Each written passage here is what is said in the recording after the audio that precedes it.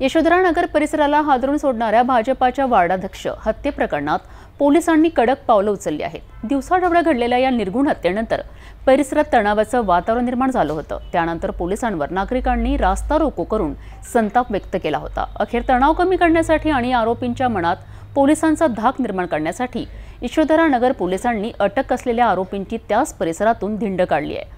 या धक्कादायक आणि कठोर कारवाईनंतर आरोपींचे धाबे दणाणले आहेत. यशोधरा नगरमध्ये दिवसाढवळ्या भाजपाच्या वार्डाध्यक्षाची झालेली हत्या संपूर्ण परिसराला हादरून सोडणारी ठरली.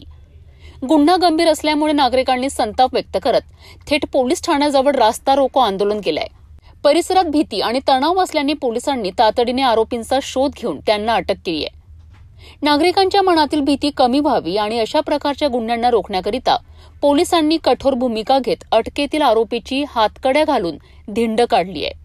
आरोपीला घटनास्थळाजवळील गल्ली बोळांमधून फिरवण्यात आलंय. पोलिसांच्या या कारवाईदरम्यान परिसरात मोठा बंदोबस्त ठेवण्यात आला होता.